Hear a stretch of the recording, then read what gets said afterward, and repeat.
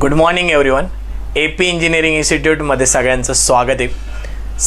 जसं की आपण थेरी ऑफ स्ट्रक्चरची एक सिरीज सुरू केली यूट्यूबवर आणि त्याला भरपूर मुलांचा प्रतिसाद भेटतो आहे मित्रांनो. तीच सिरीज आपण लाईव्ह आपल्या वेबसाईटवर सुरू केली. आपल्या मोबाईल ॲप्लिकेशनवरती लाईव्ह फॉर्मॅटमध्ये तुम्हाला बघायला भेटणार आहे. वेबसाईटची आणि मोबाईल ॲप्लिकेशनची लिंक तुम्हाला डिस्क्रिप्शन बॉक्समध्ये मिळेल मित्रांनो. लाईव्ह लेक्चर्सच्या अपडेटसाठी तुम्हाला आपलं टेलिग्राम चॅनल जॉईन करावं लागेल. ते टेलिग्राम चॅनलची लिंकसुद्धा आपल्या डिस्क्रिप्शन बॉक्समध्ये भेटेल. ह्या सिरीजमध्ये आपण MPSCने जो सिलेबस दिला आपल्याला थेरी ऑफ स्ट्रक्चरचा तो कंप्लीट करून घेणार आहे आणि त्या सिलेबस आपण कसा कंप्लीट करत जाणार आहे याचं इंट्रोडक्शन ऑलरेडी मी फर्स्ट व्हिडिओमध्ये दिलेलं आहे. सर्वात महत्त्वाचं, जर अजून कोणी आपल्या थेरी ऑफ स्ट्रक्चरच्या फ्री कोर्सला एनरोल केलं नसेल तर वेबसाईटवर जाऊन त्याला एनरोल करा. तिथे तुम्हाला आपल्या नोट्स मिळतील. जवळपास 110 किंवा 105 पेजेसच्या त्या नोट्स आहे. प्रत्येक मेथडची स्टेप बाय स्टेप प्रोसिजर तुम्हाला दिलेली आहे.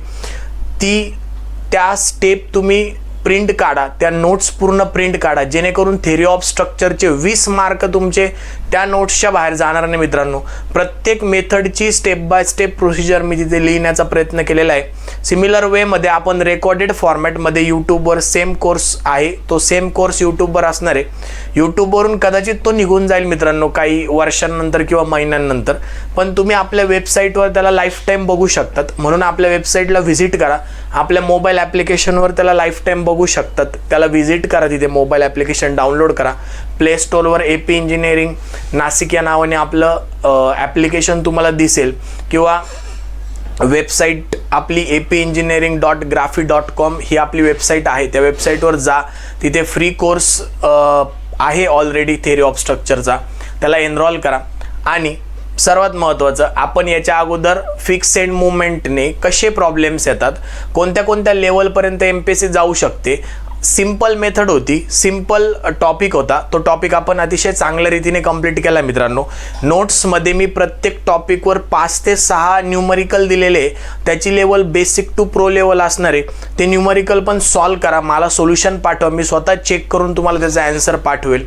ओके, आता आज आपण कन्सेप्ट शिकतोय, आपला सेकंड पॉईंट शिकतोय, सेकंड मेथड शिकतोय आणि त्या मेथडचं नाव आहे 3 मोमेंट थेरम किंवा क्लॅप्रियॉन्स थेरम. त्या मेथडचं नाव काय आहे? 3 मोमेंट थेरम, किंवा त्याला ज्या माणसांनी इन्व्हेंट केलं, डेव्हलप केलं, क्लॅप्रियॉन्स. स्पेलिंग चेक करून घ्या, क्लॅप्रियॉन्स थेरम. स्पेलिंग एकदा चेक करून घ्या, मी पण चेक करतो. क्लॅप्रियॉन्स थेरमचं स्पेलिंग काय?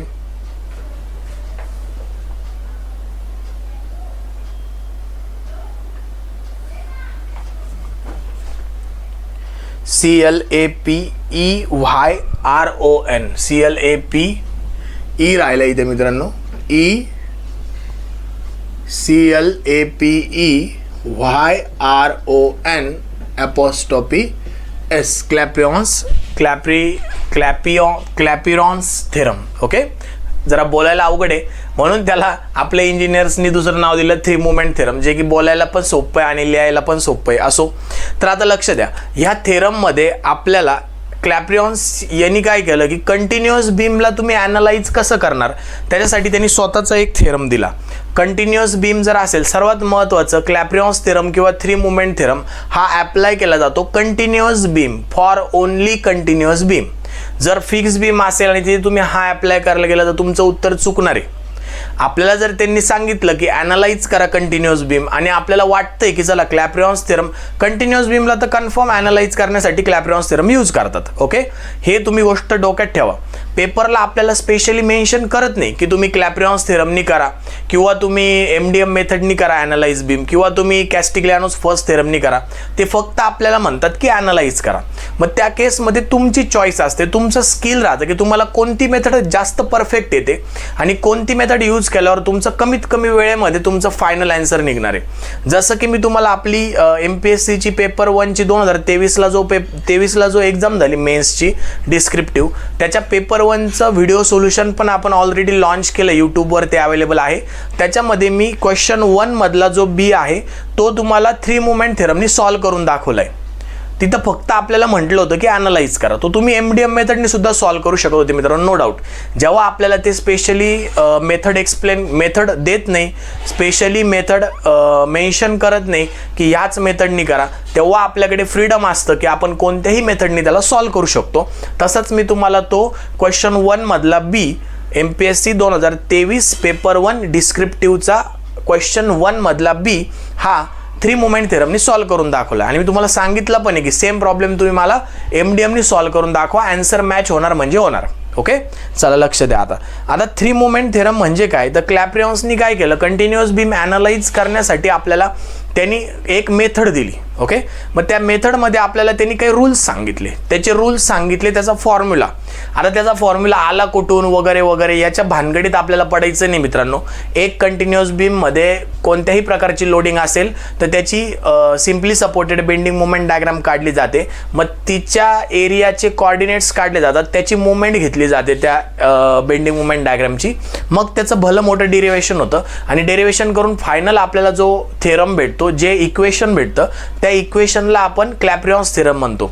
पण बिलीव्ह मी मित्रांनो, MPSC तुम्हाला कधीच विचारत नाही की क्लॅप्रियॉन्स थेरमचं डेरिव्हेशन मला द्या. आजच्या इतिहासात 1996 पासूनचे पेपर उचला तुम्ही, त्याच्यामध्ये तुम्हाला कधीच त्यांनी सांगितलं नाही, आणि ते पॉईंटच नाही ना. काय घेणं देणं काय, तुम्हाला रिॲक्शन्स काढायचे, तुम्हाला SFD काढायची, तुम्हाला BMD काढायची, त्याच्यासाठी तुम्ही कोणतीही मेथड अप्लाय करा, ती मेथडचं डेरिव्हेशन कुठून आलं याच्याशी तुम्हाला काहीच घेणं देणं नाही मित्रांनो. लक्षात ठेवा, कोणी जर कुठे जर तुम्ही असं डेरिव्हेशन शिकले असणार की नाही हे महत्त्वाचं आहे आणि हे तुला करावंच लागल, डेरिव्हेशन सांगून मला येतं मित्रांनो डेरिव्हेशन, ते तुम्हाला मी डेरिव्हेशन इथं शिकवून देईल, ते 3 मोमेंट थेरम आला कसा. पण मी किती भारी आहे हे सांगण्यापेक्षा तुम्हाला माझ्या शिकवण्यामधून, माझ्या कंटेंटमधून तुम्हाला पेपरला किती फायदा होतो हा महत्त्वाचा आहे. मला वाटतं भावना पोचल्या असतील.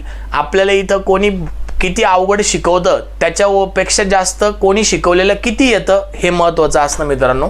आणि त्याच्यासाठीच आपण तुमचे 20 मार्क पक्के करण्यासाठी यूट्यूबवर कोर्स लॉन्च केला आहे. नक्की तुम्ही त्याला फॉलो करा. तुम्हाला नक्कीच प्रिलियम्स होईपर्यंत 20 मार्क तुमचे पक्के करून देणार मी थेरी ऑफ स्ट्रक्चरचे. चला आपण शिकतो काय, 3 मोमेंट थेरम शिकतोय किंवा क्लॅप्रियॉन्स थेरम शिकतोय. तर क्लॅप्रियॉन्स थेरम शिकत असताना त्यांनी तो थेरम दिलाय, तो नंतर येणार आहे. सर्वात पहिले आपल्याला पहिलं नोट पॉईंट काय माहिती पाहिजे की Clapeyron's theorem is applicable for continuous beam only. काय पहिला नोट पॉईंट माहिती पाहिजे, पहिला नोट पॉईंट काय माहिती पाहिजे, it is applicable to continuous beam only. Okay, कॉन्टिन्युअस बीमला तो ॲप्लिकेबल होतो. कॉन्टिन्युअस बीम किंवा तुम्ही फ्रेमला सुद्धा अप्लाय करू शकता, फ्रेमला सुद्धा अप्लाय करू शकता. ओके, पण कंटिन्युअस असला पाहिजे हे महत्त्वाचं आहे इथे. बाकी तुम्ही बीम किंवा फ्रेमला, हा पहिला नोट पॉईंट आपल्याला लक्षात घ्यायचा आहे.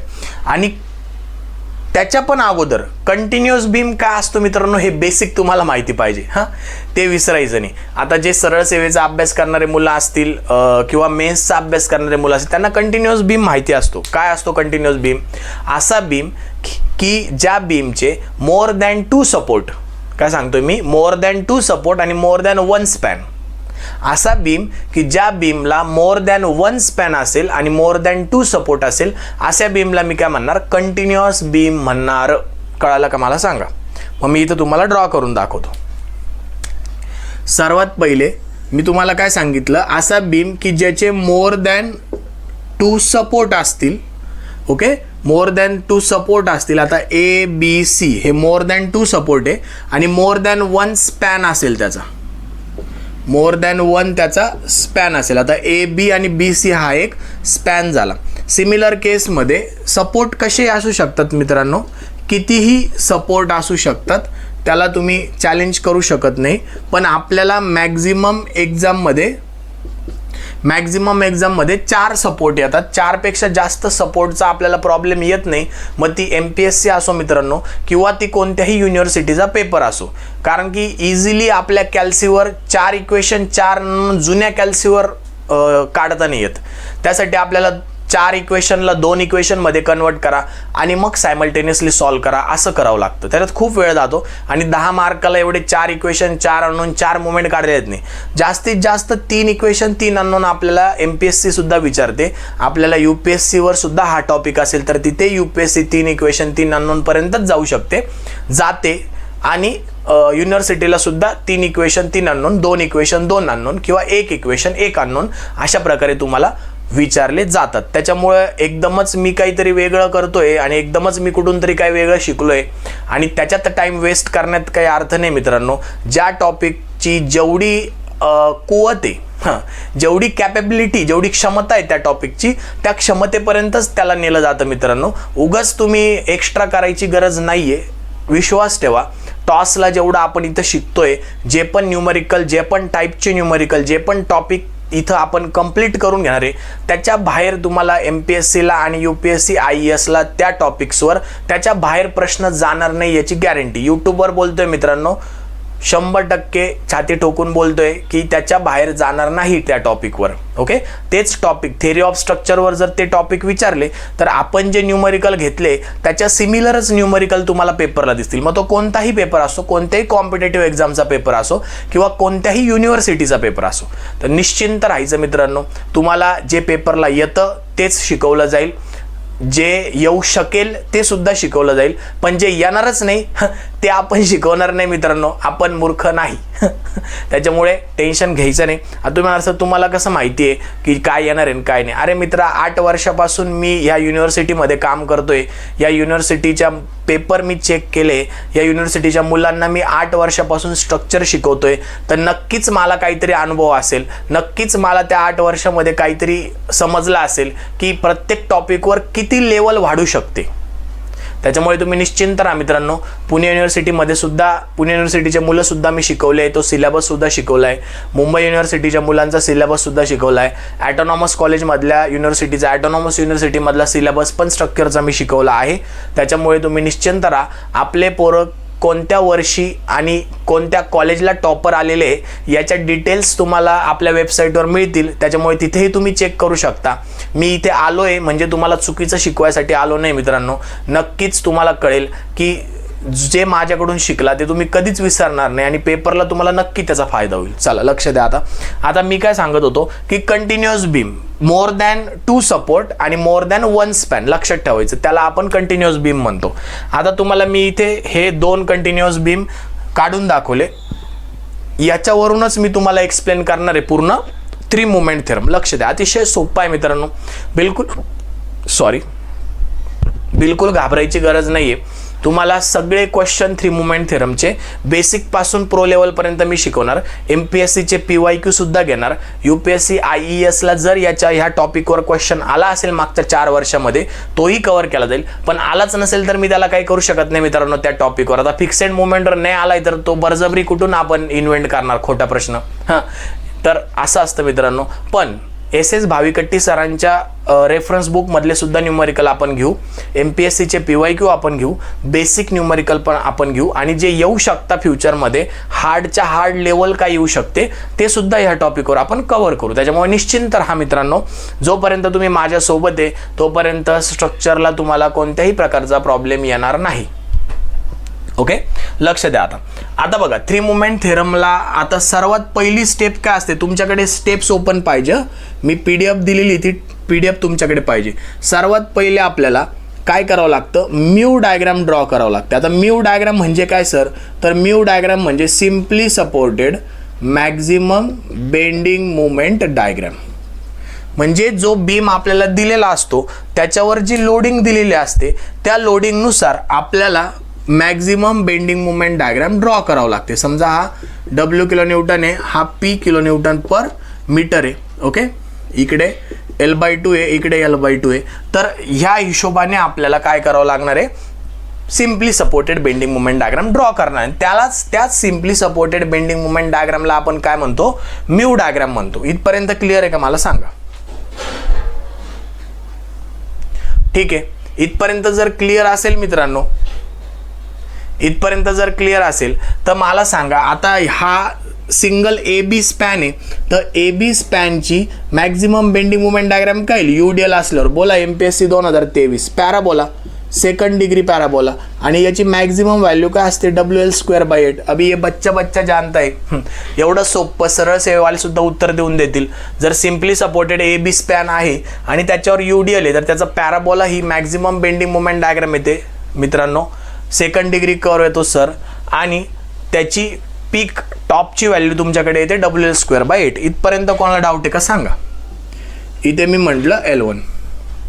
त्याच्यानंतर आता इथे सिमेट्रिक पॉईंट लोड आहे सेंटरला, म्हणजे इथे काहीतरी असा ट्रायंगल येणार आहे ज्याला फर्स्ट डिग्री म्हणतो आपण, आणि त्याची टॉपची व्हॅल्यू WL/4 येते. इथपर्यंत कोणाला डाऊट आहे का मला सांगा. ही झाली, ह्या डायग्रामला म्हणतो आपण म्यू डायग्राम. याला आपण काय म्हणतो, म्यू डायग्राम. ओके, मग आपलं फर्स्ट काम काय, फर्स्ट आपली स्टेप काय, दिलेल्या बीमला सिम्पली सपोर्टेड अज्युम करणं. नो डाऊट तो फिक्स असेल असू द्या, त्याला सिम्पली सपोर्टेड अज्युम करायचं आणि त्याची बेंडिंग मोमेंट डायग्राम ड्रॉ करायची आणि त्याला नाव द्यायचं म्यू डायग्राम. इथपर्यंत कळालं का मला सांगा. इथपर्यंत जर कळालं असेल मित्रांनो, तर आपल्या व्हिडिओला लाईक करा, चॅनलला सबस्क्राईब करा, मित्रांपर्यंत पोहोचू द्या की अशा सोप्या पद्धतीने आपण इथे स्ट्रक्चर शिकतोय. लक्ष द्या. मग ही पहिली डायग्राम आहे, त्याला 1 नाव दिलं, याला 2 नाव दिलं. आता सेकंड काय करायचं आपल्याला, ह्या डायग्रामचे कॅल्क्युलेट सेकंड स्टेप म्हणू, किंवा त्याच्यातच तुम्ही म्हणू शकता calculate area and CG of mu diagram. म्हणजे जी काही वरची म्यू डायग्राम आहे तिचा एरिया आणि CG मला कॅल्क्युलेट करायचं आहे. मग आता याला मी 1 म्हटलं तर माझा पहिला एरिया काय येईल, A1. आता पॅराबोला असल्यामुळे काय येईल, 2/3 बेस इंटू हाईट. त्यानंतर दुसरा काय, ट्रँगल. मग ट्रँगलचा एरिया काय येईल, 1/2 बेस इंटू हाईट. ओके, आता विषय सर्वात महत्त्वाचा येतो की एक्स बारचा, CGचा. एक्स बार म्हणजे काय, CG. ओके, मग आता CG जर आपल्याला काढायचं असेल मित्रांनो, तर क्लॅप्रियॉन्स थेरममध्ये एक गोष्ट लक्षात ठेवायची की CG हा नेहमी नियरेस्ट एंड सपोर्ट पासून घ्यायचा. कुठून घ्यायचा, नियरेस्ट एंड सपोर्ट. कळतंय का मला सांगा.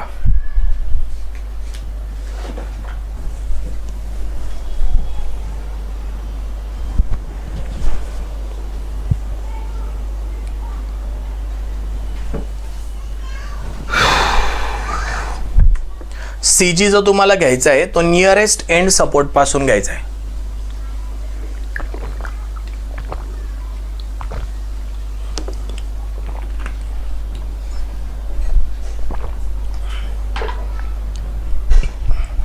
ठीक आहे, लक्ष द्या. मग सर तुम्ही म्हणता नियरेस्ट एंड सपोर्ट, तर कोणता नियरेस्ट एंड सपोर्ट. मित्रा, जर ही पहिली डायग्राम असेल, याला जर तू A म्हटला, याला जर तू B म्हटला, याला जर तू C म्हटला, तर या पहिल्या डायग्रामचा नियरेस्ट सपोर्ट कोणता आहे, A ना. म्हणजे याचा जो CG सेंटर येणार आहे तो मला कुठून घ्यायचा आहे सर, तर तो मला A सपोर्ट पासून घ्यायचा आहे, x1 बार. सिमिलरली दुसरी डायग्राम आहे, त्याचा नियरेस्ट सपोर्ट आता कोणता, इकडचा आहे का इकडचा आहे, ऑब्विसली C असणार आहे. तर याच्या नियरेस्ट सपोर्ट पासून मला CG घ्यायचा आहे, त्याला x2 बार म्हटलं मी. म्हणजे सर x1 बार म्हणजे आपला काय येईल, पॅराबोलाचा CG काय असतो, टोटल लेंथ /2. म्हणजे इथं मी लिहिणार L1 /2.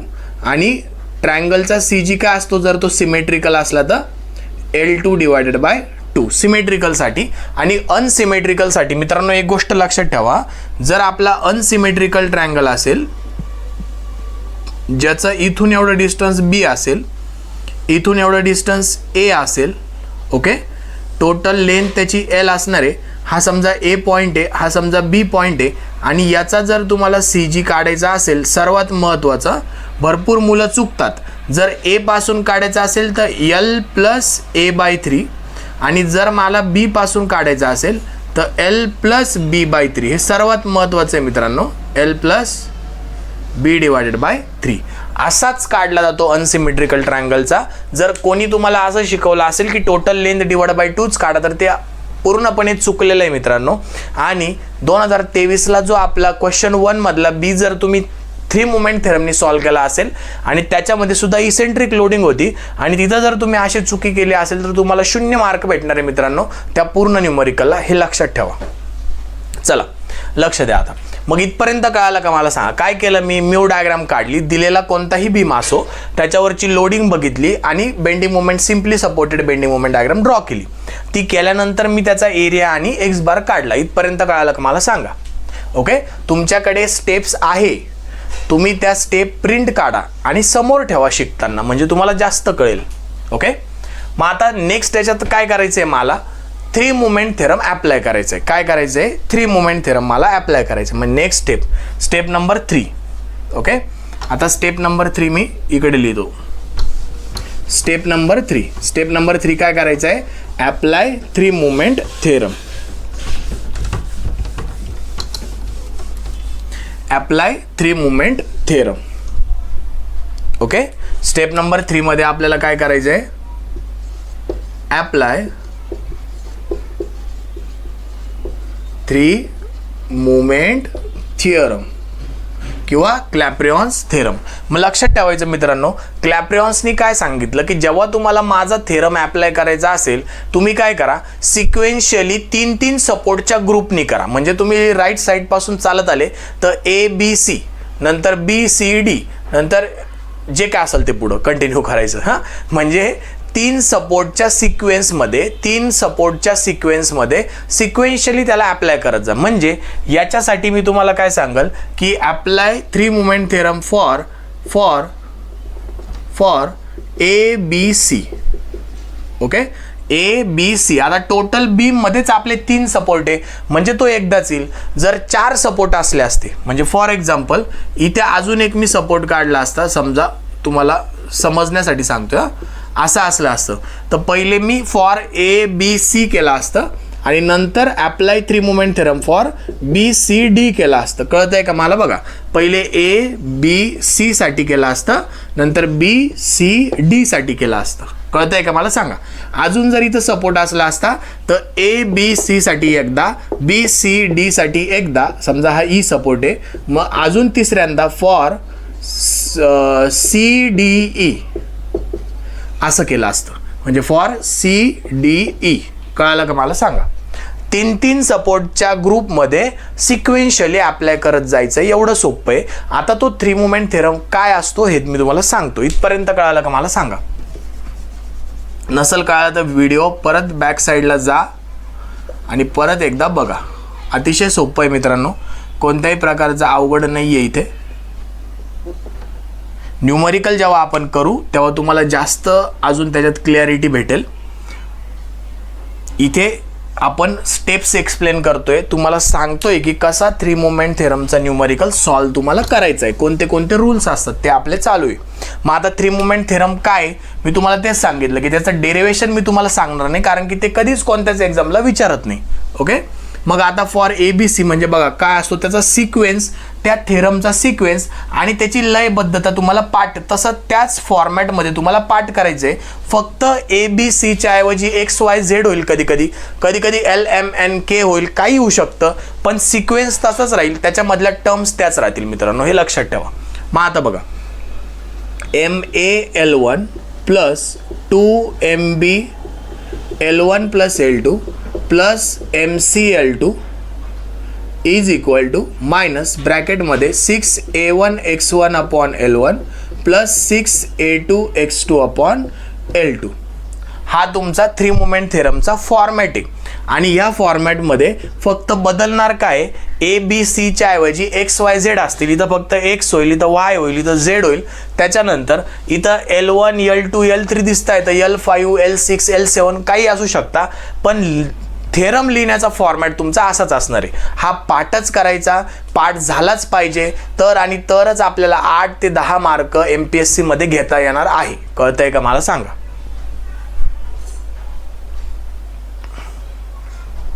ओके, आता इथपर्यंत कळत असेल मित्रांनो, तर हा आपला 3 मोमेंट थेरम आहे. मग आता याच्यामध्ये आपण याच्या अगोदरच्या स्टेपमध्ये एरिया काढला, एक्स बार काढला, लेंथ आपल्याला माहिती आहे, मुवमेंट तर आपल्याला काढायचं आहे ऑलरेडी, म्हणजे याच्यामध्ये काहीतरी इक्वेशन तयार होणार आहे, ते कॅन्सल वगैरे करून सॉल्व वगैरे करून आपल्याला फायनल मोमेंट भेटून जातील.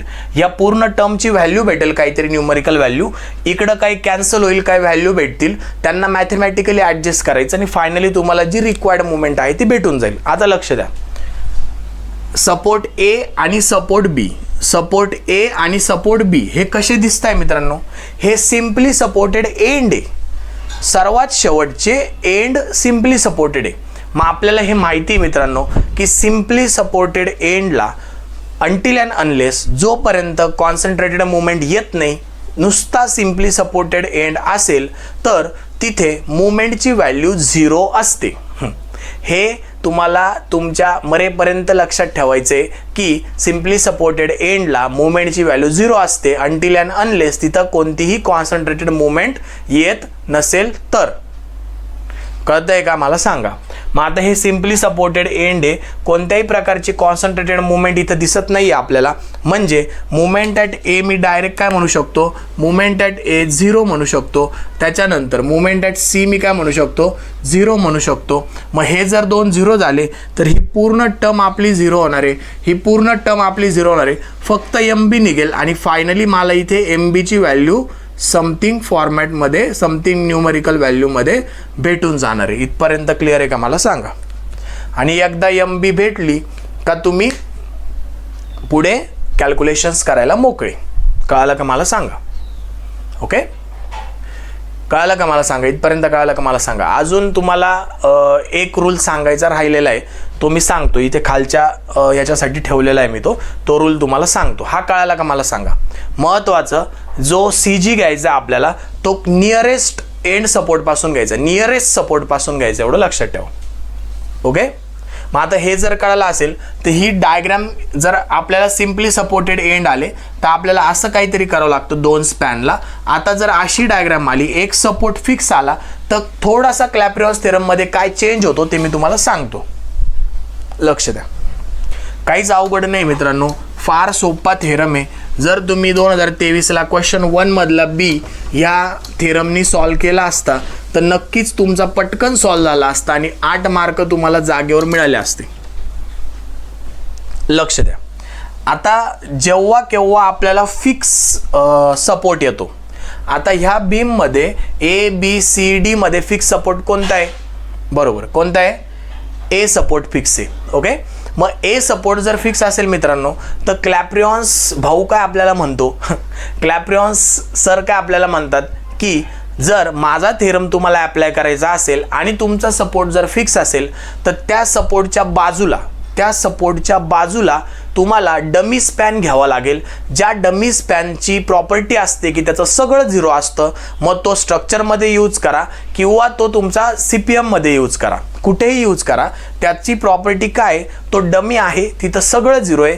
पण आपल्या सिम्प्लिसिटीसाठी, आपल्या कॅल्क्युलेशनसाठी, आपल्या म्हणजे माझ्याने कोणाच्या क्लॅप्रियॉन्सच्या कॅल्क्युलेशनसाठी, क्लॅप्रियॉन्सचा थेरम वापरण्यासाठी आपल्याला डमी स्पॅन घ्यायचा आहे फिक्स सपोर्टच्या साईडला, ओनली फॉर फिक्स सपोर्ट. हे लक्षात घ्या, सिम्पली सपोर्टला नाही.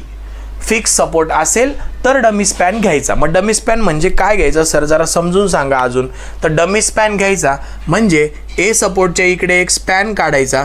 आता हा ए असल्यामुळे याला A0 मानायचं, ज्याचं सगळं 0 राहील, म्हणजे त्याचा एरिया पण 0 राहील, त्याचा एक्स बार पण 0 राहील, त्याची लेंथ पण 0 राहील. त्याला काहीच महत्त्व नाही आहे, फक्त 3 मुवमेंट थेरमच्या कॅल्क्युलेशनसाठी त्याला महत्त्व आहे. इथं कळालं का मला सांगा. आणि मग आपला थेरम तोच राहील, फक्त ॲप्लाय कसं करायचा, पहिल्यांदा फॉर A0 AB 3-3च्या ग्रुपमध्ये करायचं ना, A0 AB, त्याच्यानंतर फॉर ABC सेम थेरम, त्याच्यानंतर फॉर BCD. कळालं का मला सांगा. आता मी तुम्हाला इथं अप्लाय करून दाखवतो. A0 AB साठी कसं येईल, MA0 L0 plus 2MA L0 plus L1 plus MB L1 is equal to minus 6A0 X0 upon L0 plus 6a1x1/L1. याच्या हा थेरमच्या डेरिवेशनच्या भानगडीत पडू नका मित्रांनो. तुमची कोणी दिशाभूल करत असेल तर ते ऐकू नका. तो पेपरला विचारला जात नाही त्याचं डेरिवेशन, आपल्याला त्याचे ॲप्लिकेशन विचारले जातात. म्हणून आपल्याला हे लक्षात ठेवायचे. a0 L0 a2ma L0 plus L1 mb L1 इथपर्यंत क्लिअर आहे का मला सांगा.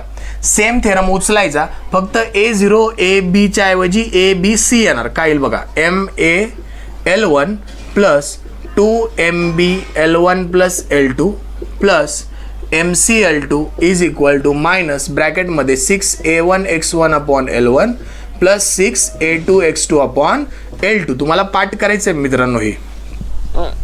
ओके, त्याच्यानंतर सेम थेरम तुम्हाला फक्त BCDच्या फॉर्मॅटमध्ये बोला. आता MB L2, आता L2 येणार ना बघा, इथं काय येईल L0, इथं L1, इथं L2, इथं L3. MB L2 plus 2MC L2 plus L3 plus MD L3 is equal to minus ब्रॅकेटमध्ये 6a2x2/L2 प्लस 6a3x3/L3. कळालं का मला सांगा. आता तुमची इथं गडबड काय होणार आहे मित्रांनो, म्यू डायग्राम काढण्यामध्ये गडबड होणार आहे. याची म्यू डायग्राम काढण्यामध्ये गडबड होणार आहे. समजा फॉर एक्झाम्पल इथे अशी लोडिंग आहे, इथे अशी लोडिंग आहे L2/2 L2/2 आणि इथे अशी लोडिंग आहे A B, इथे W3 आहे, इथे W1 आहे, इथे W2 आहे, किंवा इथे W1 आहे, इथे W2 आहे. ओके, चला लक्ष द्या. आता ही अशी डायग्राम आहे समजा. तर मग काय करायचं मित्रांनो, जेव्हा असे नंबर ऑफ स्पॅन येतात ना तेव्हा A0 AB हा सेपरेट काढून घ्यायची याची म्यू डायग्राम आणि याच्या प्रॉपर्टी सेपरेट काढायच्या, म्हणजे आपल्याला कॅल्क्युलेशनमध्ये कधीच प्रॉब्लेम येत नाही. कसं करायचं बघा, काय करायचं आता याच्यासाठी मी म्यू डायग्राम इथं काढतो बघा. आता A0 AB याच्यासाठी इथं म्यू डायग्राम ड्रॉ करायची. हा A0 त्याच्यावर काहीच नाही, कोणत्या प्रकारची लोडिंग नाही, म्हणजे तिथं काहीच येणार नाही. हा A आणि त्याच्यानंतर हा B. मग याची म्यू डायग्राम कशी येईल, फक्त अशी येईल. इथं तुमची WL²/8 व्हॅल्यू येईल. इथे तुमचा येणार L1 आणि इथे तुमचा येणार L0. इथे A0 x0, इथे A1 x1. ओके, आणि x1 आता तुम्हाला x0 तर 0च आहे, याची व्हॅल्यू तर 0च आहे, पण x1 काढायचा असेल तर नियरेस्ट सपोर्ट पासून, मग ह्या डायग्रामचा नियरेस्ट सपोर्ट कोणता आहे, B आहे ना, मग B पासून x1 ची व्हॅल्यू तुमची येणार. कळालं का मला सांगा. आता सिमिलर वेमध्ये जर मला ABC स्पॅनची म्यू डायग्राम काढायची असेल तर मी ती कशी काढेल बघा. आता ABC, मग ABC स्पॅनला मी असं काढून घेतलं. A वर UDL आहे, A B C, A वर UDL असल्यामुळं असं, आणि याच्यावर सेंटरला पॉईंट लोड असल्यामुळे असं. इथं तुमचं WL/4 येणार, इथे WL²/8 येणार. ओके, इथे A1 येणार, x1 येणार, A2 येणार, x2 येणार. आता डिस्टन्स L1 येणार, डिस्टन्स L2 येणार. ओके, मग आता याच्यासाठी मित्रांनो x1 साठी तुम्हाला नियरेस्ट सपोर्ट कोणता, ह्या पहिल्या डायग्रामला A सपोर्ट आहे ना, म्हणून x1 तुमचा इथून येणार. दुसऱ्या डायग्रामसाठी नियरेस्ट सपोर्ट कोणता आहे, इकडून, म्हणजे x2 तुमचा इकडून येणार. कळालं का मला सांगा. आणि सिमिलर वेमध्ये जर BCD स्पॅन तुम्हाला काढायचा असेल, BCD स्पॅन काढायचा असेल तर BCD स्पॅनचं कसं येईल बघा. सिमेट्रिकल असल्यामुळे सिमेट्रिकल ट्रायंगल येईल आणि इसेंट्रिक असल्यामुळे इसेंट्रिक ट्रायंगल येईल. WL/4 WAB/L हे मॅक्झिमम बेंडिंग मुवमेंट डायग्राम मित्रांनो तुम्हाला माहिती पाहिजे. L2 आणि L3. ओके, याचा A2 x2 A3 x3. आता मित्रांनो ह्या डायग्रामचा A2 डायग्रामचा नियरेस्ट सपोर्ट कोणता आहे, B आहे ना. नियरेस्ट सपोर्ट कोणता आहे, B आहे, म्हणजे B पासून त्याचा CG घ्यायचा x2, आणि याचा नियरेस्ट सपोर्ट कोणता आहे, D आहे, म्हणजे D पासून त्याचा CG घ्यायचा x3.